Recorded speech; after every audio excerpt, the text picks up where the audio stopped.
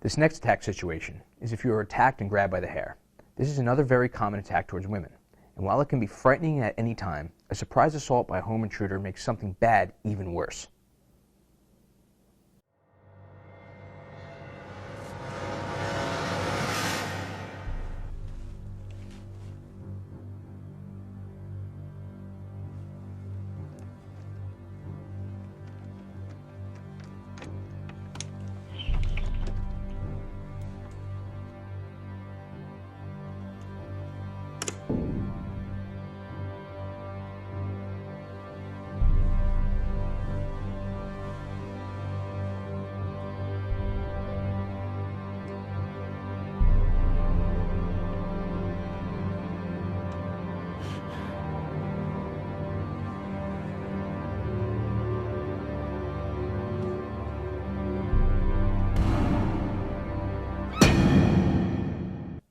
As I said before, the surprise element of this attack makes it that much worse.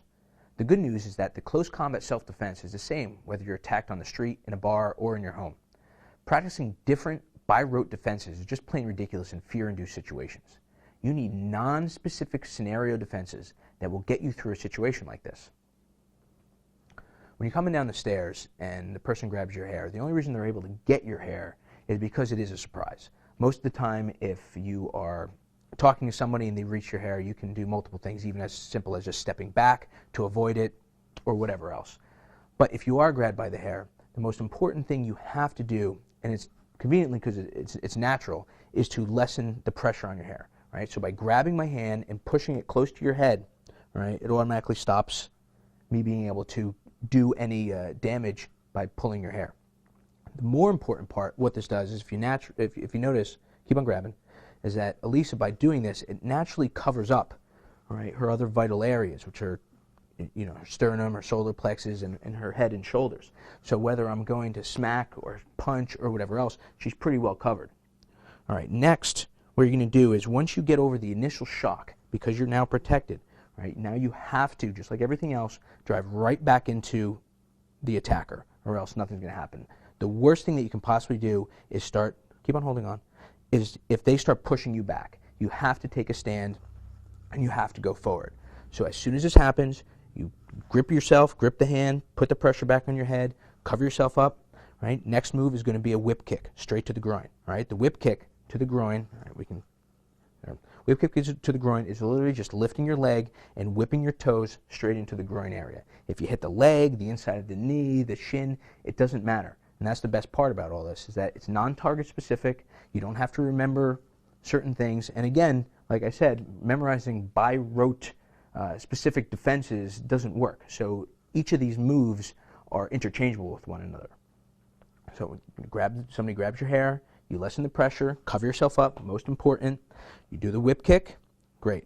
Right? Now, the next thing is you have started to drive forward. Right? Whether you hit this or not, the next thing you're going to have to do is some sort of foot crush, right? So you're going to stomp there, right? And you're going to stomp right on, it doesn't matter again, right? Your target that you would naturally want it to do is the smaller bones of the foot, right? But if you hit the shin or the knee or anything else, again, it doesn't matter, even if you completely miss. The point of it is that, at least just do the foot stomp from there, right? Is that she is now driven forward. All right, it has now crossed my center line if I'm attacking her. So if I'm still holding onto her hair and she's holding on that, she has now driven through me and is putting me back on my heels. And that's the way she's going to win this attack situation.